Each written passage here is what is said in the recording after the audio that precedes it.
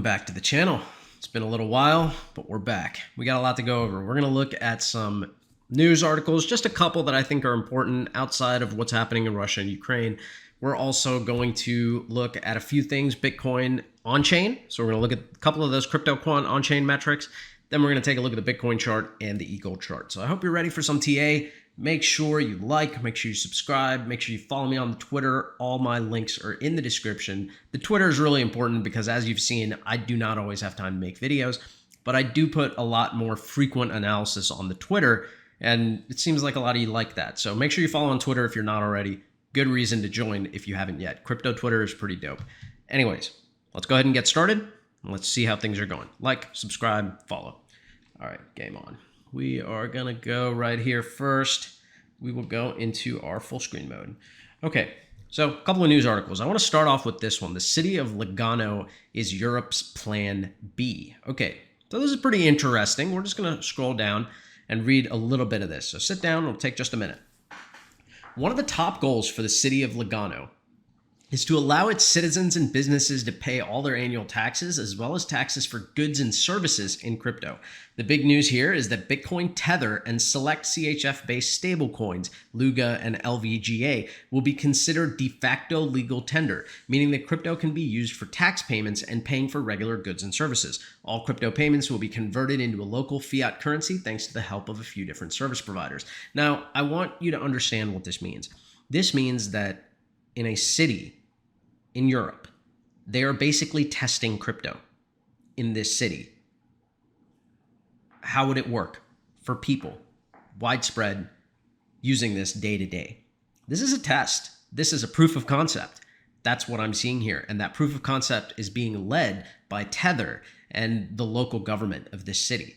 Now, they're going to make Bitcoin legal tender, Tether legal tender, and Luga and LVGA, which are other stable coins, legal tender. This means that it'll be very easy to go from bank to stable coin to Bitcoin, and people will be able to pay for whatever they want in this city. It's going to be very, very interesting because you see a proof of concept like this help the economy in that city start growing, and suddenly many other cities in Europe have something that they want to try because it's been proven to work. So it's a very interesting thing. Seeing how these things play out are really good. I know a lot of people think like, oh, it's just one city, it's not a big deal. It's a big deal because if it's successful, many other cities will jump on board. So keep that in mind. It says local businesses will be aided by Tether to build an infrastructure which can integrate their traditional payment system with the approved stablecoins. Plus, the Lightning Network will be another highlight feature for the city as the LN provides secure, LN equals Lightning Network, provides secure, trustless transactions while being highly scalable. I can't talk today, dude. To help the city further prosper, a handful of established crypto companies led by Tether will create a multi-million-dollar fund to help finance blockchain-based startups in the region and to ensure the city's efforts are lasting. Tether will provide expertise, knowledge, and support to Lugano's education system and aims to collaborate with local universities and research institutes. The initiative is also working to provide an environmentally friendly finance economy by using natural resources and responsible alternatives to power Bitcoin mining. The city will be able to utilize mining proceeds to reinvest in a green growth of local infrastructure.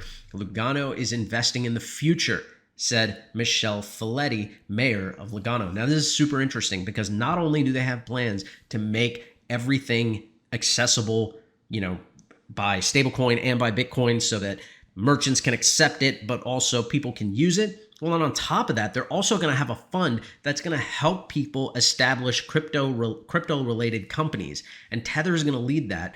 And they're going to finance new companies. So people are going to have more opportunity here. Then they are also going to use Bitcoin mining. They are going to do renewable Bitcoin mining using the natural resources and reuse the proceeds to invest in the local infrastructure. This is going to be big because what you're going to see here is they are going to be taking natural resources that were not monetized before, and they are going to start mining to monetize that energy. They are then going to be able to use the Bitcoin that comes out of that, the free energy that they already have that are in the natural resources, and invest in local infrastructure. They are going to find that the energy that they have can grow their economies. This is going to be pretty interesting, so keep it in mind. I know it doesn't sound too huge yet, but you have to see the application of a success like this and what it looks like to other cities, why wouldn't other people do the same thing? Keep it in mind. I think this is a really, really bullish article, but I think it's going to be some time before we see the outcome of that. All right, let's move on. The next one is $8 billion logistic firm holds Bitcoin. We talked about this when it actually came out. This is a company here. It says Ryan Peterson, CEO of global logistics platform Flexport. So I talked about this on Twitter. They posted to Twitter that the company holds a non-zero amount of Bitcoin on their $1.6 billion balance sheet. So they're not saying that they're not saying how much Bitcoin they own, but they are saying that we won't disclose how much we own, but it's not zero. So what they are saying is they do hold Bitcoin. They have a $1.6 billion balance sheet and they hold Bitcoin. Now, why is this important? Because what this is showing people is that billion-dollar companies are now just adding Bitcoin to the balance sheet. They want to go off zero. It's a very smart thing to do. I'm sure there are plenty of small businesses that are already doing this, but it starts being a bigger deal when you see more larger amounts of capital going in. And I think that's what's going to end up happening, because as like this guy from Flexport, right? As this dude over the next year or two starts to see that his Bitcoin investment is performing much better than the actual cash that he has or the real estate that he has or anything else that he has, well, he's probably going to want to make sure he increases his percentage allocation to Bitcoin and continues to do that on a regular basis. So I think anyone that comes in starts to realize that DCAing has a lot of power. So keep that in mind. Another very interesting thing. Let's jump right into on-chain analytics. So you guys know one of the things I love to look at is, let's go to this other view, is the exchange reserve. So let's take a look. I mean, what's been happening with the exchange reserves? All right, we're going to go all the way back to July 2021, which is here. What you see in orange, that's the price of Bitcoin. And what we are seeing here in blue is the actual exchange reserves. Now, for those of you who are new and don't follow me and have just showed up randomly today, welcome. Exchange reserves, very simple. The amount of Bitcoin on exchanges, the reserve. When you're withdrawing your Bitcoin from an exchange and sending it to your cold wallet or software wallet or whatever, well, you're getting it from the reserve on the exchanges, right? They are sending that physical Bitcoin from their reserve addresses to you. So the amount of Bitcoin left on exchanges is the reserve. And what we're seeing here is that that number has constantly gone down. Since last year, it has been on a continuing trend. If you zoom out, it's really been on a downtrend since October of 2019. It's been on a long-term downtrend since then. And we are actually at the lowest points now that we've been at since August 2018. I mean, it's been like that for some time, but if we even zoom in on this, right, and we look at this on the hourly, well, what you see on the hourly is that we are hitting very, very close to the bottoms that we've had, this entire last 6 months. We are almost at new all-time low, not all-time lows, but we're almost at new lows for this entire bear market. And this is a very bullish signal. This shows me that no matter whether the price is moving up or down, the supply is being diminished. Now, when we had the start of this war, we saw a lot of volatility, right? We saw the price drop back down, right? We saw basically the price was on a downtrend, and throughout the Ukraine-Russia war, we've had a ton of volatility. The price spiked back up, prices dropped back down. But throughout the entire time, we only saw one thing with the exchange reserves. The exchange reserves have kept on their overall downtrend. I mean, we have a downtrend line here, basically, and we have held that downtrend line. We have kept there. We keep getting resistance on it, but we keep moving down. We haven't seen a breakout. A breakout here would be a bad thing, right? It would be a lot more Bitcoin going on to exchanges, but we are keeping this downtrend line going. Very, very bullish. All right, we come in here, we see a couple of other things. All right, I'm going to go over to the Puell multiple. The Puell multiple is basically telling you how profitable it is for miners right now to sell their Bitcoin. And what you can see, this is almost near at a low too. And that's because of where the price is, right? What's happening now is that the difficulty to mine Bitcoin. So if we go look at the Bitcoin difficulty, what you'll see is that the Bitcoin difficulty has continued going up. So while the Bitcoin difficulty is going up, that means it takes more hash power to mine Bitcoin. Now, if you look at the Puell multiple, well, what you're finding out is because the price is so low that mining Bitcoin is actually not that profitable. It's at very low amounts. Now, you're usually going to see a lot less sell pressure coming from Bitcoin miners when the 12 multiple is this low. The difficulty is high. It's using a lot of hash power to generate the Bitcoin. They don't want to sell at this price. So this is a good thing. It shows you that you are really seeing an opportunity here where sell pressure is not going to be coming from miners. Most of the miners are going to be holding. And if you look here at the actual, I have some reserve flows here. So we're going to look at these reserve flows, and you can see in orange, we see the miner reserve, and we basically go back here to January 2021, right? Since we had this big dip. Now, since January 2021, we have been on an uptrend. This is a daily chart. So if I zoom into this a little bit, I want you to focus. Okay, so blue is the Bitcoin price, okay? Here in orange is the miner reserve, and you'll see the miner reserve has continued to go up. I can actually increase that scale and show it to you a little bit better. You can see that miner reserve has been fairly steady going sideways, but overall, it has been on an uptrend. I mean, you can clearly see that uptrend, right? That's what's happening to the miner reserve. It is continuing to grow up. And the reason it's going up is because the price is too low for miners to sell. They don't want to sell. So there's less sell pressure from miners. Miners are hodling. And then you see here in red, well, this is our exchange reserve, what I just showed you in the other chart. And you'll see that that exchange reserve has continued to drop. So the amount of Bitcoin on exchanges keeps dropping. The amount of Bitcoin that miners have keeps going up. So the supply is leaving the exchanges, the supply is being held by the miners, and overall, the price is still moving sideways. Well, as long as we keep seeing this red line go down and we keep seeing this orange line go up, you're going to assume that at a certain point, the price is going to break out, because the price cannot sustain these levels if the supply keeps dropping and the new incoming supply keeps being held by the miners, right? As the demand rises, this supply shock is going to come into effect, and the price of Bitcoin, I think, is going to rise dramatically. Not financial advice, just what I see happening. I mean, this is my way of interpreting this exchange flow data. I think it's very important. I kind of wish I had access to a pro account on Glassnode, because there's so many more metrics I would love to see there. And I know it would give us a ton of info, but I don't generate near enough income from YouTube and Twitter and stuff to justify paying $9,000 for 1 year of Glassnode. So unless their prices go down, we're not going to be able to do it. Or unless, if our revenue starts to go up, then maybe we'll do it. Okay, let's see here what we got next. Next, we are going to go over to the Bitcoin chart. Now, the Bitcoin chart, I'm going to switch over to this view. All right, so the Bitcoin chart, fairly easy to see. I've created a triangle here for us to take a look at. This is kind of what we have been sitting in between. We have been sitting in between this, it looks like an ascending wedge, right? We are just moving up in this triangular wedge, and this is a very bullish pattern if it plays out. Now, the only thing I don't like is that in the back here, we didn't touch it. So normally you would want to have all these being touches on this wedge. So in reality, maybe it should be like this. That might be a more accurate depiction of this one, which means that, that's about right.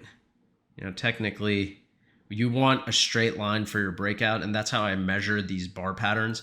So let's just measure this and see from our top to bottom if that bar pattern is roughly accurate. Okay, so yeah, we are roughly accurate at where our target would be. Okay, so with this, we are looking about here for our target, and we are going to bring this line down. So we basically have a target from this pattern in May. If it continues this way, sometime between April and May, we have a target of around 62,000 if this pattern continues. But this is the most prevalent pattern that I'm seeing. Prevalent, whatever.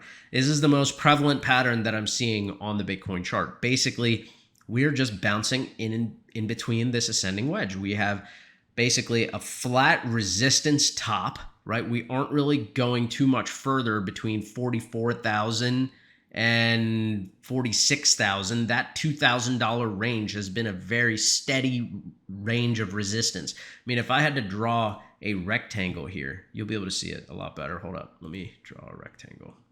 Okay, so let's draw a rectangle right here.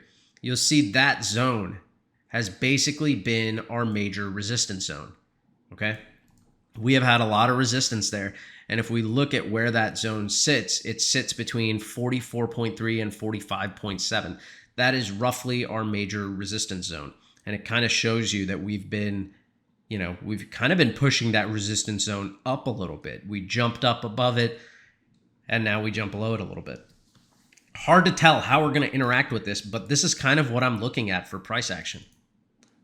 I'm looking at us to be hitting tops here at around 45 and bottoms moving up. So right now our bottom would be around 38K, and in about 2 weeks, our bottom would be 39.5, right? We would keep getting constricted. And if the price keeps moving like this, let's assume that it does. It might not, right? We might break out of this and we might just break down, and then suddenly this triangle doesn't make any sense, or we start hitting resistance on it until we break back in. You never know how to play out. But for now, if we continue to see the price moving in between this pattern, right, you're going to see that your 45 to 46K mark is going to hold as resistance until you get to such point that you're nearing the apex. Price is so constricted, and you have a breakout. That's normally the direction this pattern is going to go. But assume we do have a breakdown. Well, our breakdown target, similar to our breakout target, right, it would look like this, right? If this is our breakout target, our breakdown target would be like around here. We'd be looking at around 30K. So if we were to break down from this pattern, we would be looking for something like this, right? Go down and then take a drop to around 30,000. And that's reasonable as well. Right now, it's just very difficult to predict what's going to happen, because even though the on-chain metrics are super bullish, even though we're seeing address counts go up, we're seeing the supply on exchanges go down, we're seeing that it's not profitable for miners to sell, so our sell pressure is down. We're seeing people in Russia and Ukraine having to use Bitcoin as like a lifeline, right? The Russian ruble, if you lived in Russia or the Ukraine and you owned the Russian ruble, if you lived in any of those neighboring countries and you had your assets like distributed between different currencies, right, your rubles just crashed in value. So you saw a lot of high volume buying starting to come in from Russia. And it wasn't like a huge spike like you'd want to see in this sense, but you did see people realizing, I need to buy some Bitcoin. I need to protect the value of my wealth. Imagine if all the people in Russia put their money into Bitcoin a year ago, right? Or 6 months ago. They would have a lot more today. Like, the value of their money would not have crashed. It's the perfect advertisement for Bitcoin. The same thing in Canada, right? Obviously in Canada, they didn't lose the value of their money. At least I don't think. I haven't looked at the value of the Canadian dollar. But what they did lose was anything that got frozen. Like all those truckers and stuff, if they had held a good amount of their net worth, like maybe 50, 60%, or even 2%, 3%, in off-custody Bitcoin, like like self-custody Bitcoin, like in a cold wallet or software wallet, they would be so much better off. So keep that in mind. These things are not being forgotten. When you see that there are literally countries that would have benefited, Venezuela would have benefited from holding Bitcoin, anybody there would have benefited from holding Bitcoin. If the Venezuelan government owned Bitcoin, they would have done so much better, even through the collapse of their own currency. They would have had a reserve. Same thing with Russia. If Russia owned billions of dollars of Bitcoin, well, they would be very happy right now that they own it, but they probably don't. Who knows? Maybe they classified do. Like, who knows? Maybe. I still think it's very possible that China, Russia, the United States all have been buying Bitcoin secretly, but maybe not in like massive, massive numbers. Like, they at least have some. I don't know how much. Could it be 1 billion? Could it be a few hundred million? Could it be 10 million? I really don't know. I'm just assuming that they have something. It would be stupid to not have any, right? So I'm sure that they do. But I think what we're looking at now is a lot of people finding out this intrinsic value does exist, right? With gold, they say the intrinsic value is that it can be used for electronics and jewelry. Well, that's fine. That's good and dandy. But most of the gold in the world is sitting in warehouses. Nobody's using it for anything. Whereas Bitcoin, even if it's sitting in wallets being unused, right, you can still move it instantly, right? I don't need armed guards to move it, right? I don't need an IOU. I can just transfer the Bitcoin to someone directly. You can't just that easily transfer $10 million worth of gold, but $10 million worth of Bitcoin can be transferred instantaneously. These are huge, huge benefits.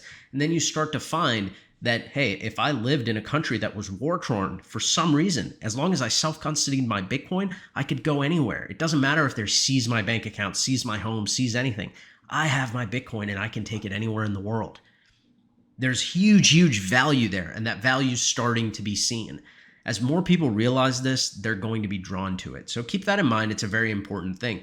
And it looks like now we are actually coming at a very, it's funny. This is actually a pretty important time. So I'm saving this chart. You're going to be able to look at it. It looks like we're coming down to test the bottom of this triangle. So it's going to be really important now that we get support at around 37,945. And honestly, even if we drop down to around 36,000, that's okay, because we'd still be maintaining an uptrend. But what I do not want is I do not want to see the price drop below this last drop, right? I want to put in a higher low. I don't want to put in a lower low. So I would like to see the price stay above around 34,800. If that can remain like our maximum bottom, that would be great. I mean, honestly, I wouldn't like to see the price even go below 35,700. You know what I mean? Maintain this uptrend line going up. So that's kind of what I'd like to see. And I'm going to take this and I'm just going to make this a dashed line. I'll make it gray. Oh, that's text. No wonder. Okay, so what we'll do is we'll make this gray and we will just make it a dotted line. There we go. Yeah, so you can see it there now. I just do not want us to fall below that price.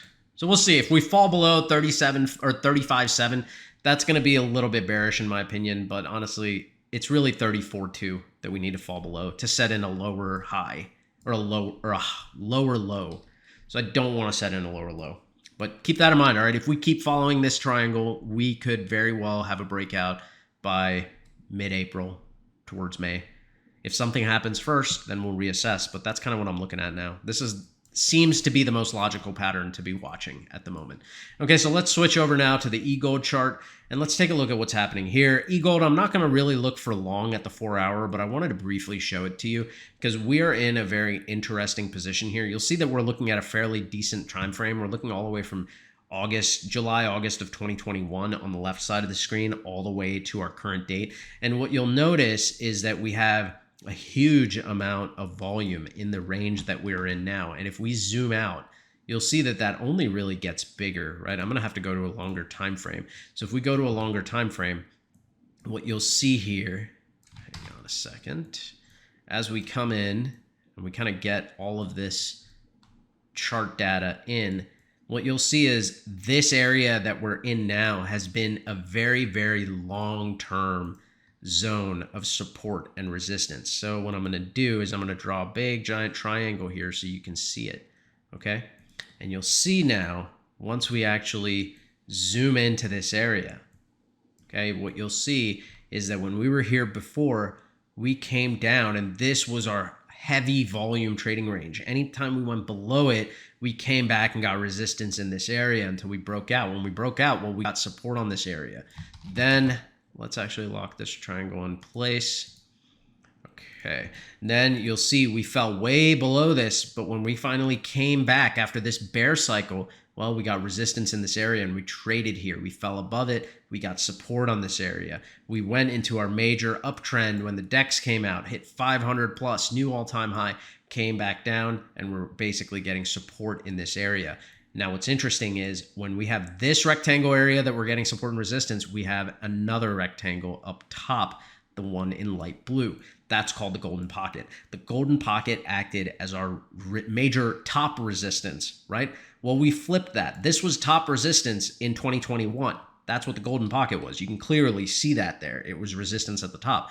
Now, if we go over to the right, and this entire cycle of 2021, essentially, when we had that that bull cycle of 2021, and then we look at this, bear cycle of 2022, as we start looking at these, what you notice is, okay, this golden pocket is no longer tops. It used to be tops. It's not tops now. Now what it is on the way up is it was support. And then when it came down, we actually hit, on the way up, it was actually support. We didn't hit much resistance there. We actually broke through it.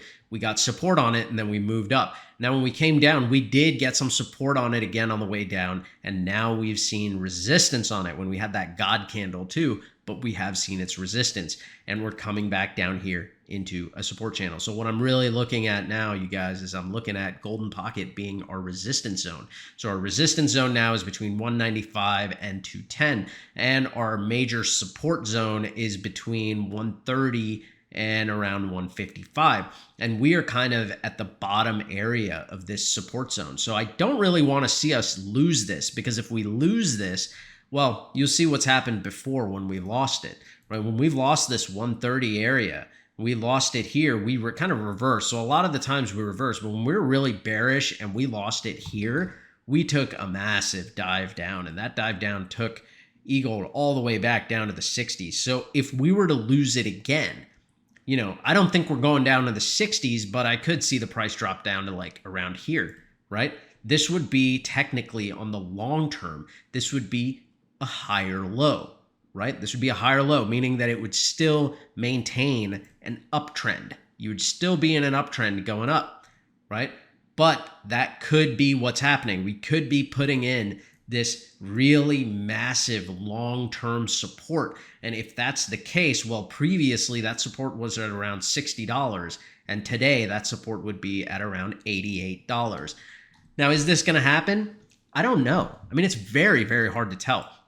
Here's the deal. What has to happen with a blockchain like Elrond is there has to be adoption, right? Adoption is what's going to take it to the next level. Network effect and adoption. You can have as many NFT projects as you want. You can have as many builders and developers come on, but you need users. Users have to come on. Now, what keeps users from getting into new assets? Well, usually bear markets. Bear markets, when things are uncertain, when people aren't sure where to put their money, when there's war going on, when politics seem all over the place, it becomes harder to gain adoption numbers. Logical. Very logical. What I would be looking at for Elrond to do now is do as much development work as possible over the next few months while things are still very uncertain. Maybe even the next year. We don't know what's going to happen politically and globally, right? As far as war goes, we could be entering World War III. Who knows, right? And then everything could go bearish. But assuming that doesn't happen and NATO and Russia, whatever, they figure something out and, let's say Ukraine, Russia, NATO, they all come to some kind of agreement. Best case scenario is probably that Russian military command overthrows Putin and you start seeing better leadership in Russia that's not so, aggressive with, saying that, oh, we're being threatened. No, you're not really being threatened if you just don't take things as a threat. And if people want to join NATO, fine. Who cares? Let's just all live together and be all right. But, I understand why things could be a threat. So whatever. Everyone has their own politics. We don't know what's going to happen. Fact of the matter is it could be very volatile. But at the end of the day, once things become bullish again and people start going into that euphoric state and new investors start coming in, people start discovering DeFi. Well, if at that point you have a lot of great NFT projects, you have people in entertainment starting to come in, like Hi-Rez the rapper recently started with his own NFT project on Elrond, and you have Will Davis who started one too. So you have people that are influencers in different areas in music and sports starting to come into the network. They're realizing, why would I go onto Ethereum and waste money on gas when I can do it here with a new community on a good blockchain, on the UX and UI that really enhances NFTs, and they're kind of building towards Web3, and their architecture is much better than even what Ethereum has planned for its next upgrade. Like even their sharding, when it's there, will be nothing compared to what already exists in Elrond. New people are figuring this out. And as they start coming in, that next bull market will bring a lot more people in because more people will just be willing to get it, That's what's going to happen. And I think that's when we're going to see adoption cycles start peaking. We're going to see blockchains that are really going to be the ones that make it start doing very well. And I truly believe one of those will be Elrond. When we have that next bullish wave of people coming in and discovering DeFi, I think a lot of them will gravitate towards Elrond once they see everything available in comparison to what you have available elsewhere based on cost, right? Simply, you get functionality for good cost, and that's what you need to get people. And I think it's going to attract people, but bear in mind, I do think it's going to correlate with the next bull cycle.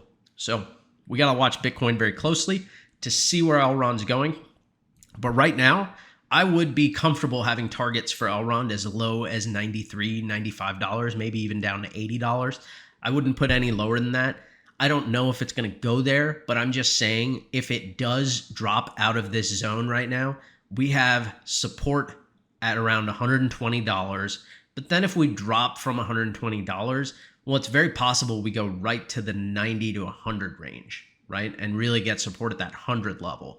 And then, this trend could be a little bit higher. It could be like this, and we get support here at the 100 level. So we don't really know exactly how this trend will go. I mean, even this looks valid, right? If you look at these touches here, right? This looks like it could be a valid trend line. We just don't know exactly where we would go. I think we'd probably get support at this area between 95 and 100. Like this might be more accurate than the other one. So keep that in mind. I'll keep this trend line here. We'll just lock it in place and we'll get rid of this little prediction because this just shows you our baseline that I'm looking at. So I would be a buyer anywhere in this zone. I really doubt it's going to go into this area here and set in a lower low unless the entire crypto market tanks. But that's what I'm looking at, right? What I really want to see longer term is if we get uncertain, we come down here, I get to buy some cheap e-gold. And then as things start getting bullish again, we go into May, June, July, whatever, we start seeing massive adoption as people start coming in and want to buy NFTs and try out new projects and see, oh, my favorite musician's using this. And then you have more artists starting to come in. So things could really expand like that. Keep it in mind. Welcome to all the new people to the community. I think you're going to have a great time. Just keep following things, keep following things, keep following all the different news that you can on Elrond and Bitcoin, and keep everything in mind that, volatility is part of the game, but you got to look long-term. If you see these things being successful long-term, then factor that into your decision in some way, go with your instinct a little bit on what you see succeeding. If you don't see it being a success, then you shouldn't invest, right? But if you see potential, then give that potential value with whatever you feel comfortable. That's up to you. You got to decide that for yourself. I've done it for myself, and I'm just telling you where I think I'd be buying now if it drops. Once I see it start coming back to this 205, 210 level, that's when I'll be ready to really make a prediction on where I think the price is going. But I'll tell you this much. I think when we have that next bull cycle, that we're breaking past the all-time high. That's just what I think. I think it makes a whole lot of sense based on how much functionality has grown, everything that's available now, and where I really see Web3 going and how Elrond is positioning itself in that entire structure. All right, that I think is everything, you guys. Thank you for joining me. I know this was long. I probably rambled a little bit. I tend to do that, but I hope you enjoyed it. I hope it was fun for you. Make sure you leave me some comments. Make sure you follow me on the Twitter. Like, subscribe. Let me know how you enjoyed this. I'll talk to you soon. All right, take it easy. Peace.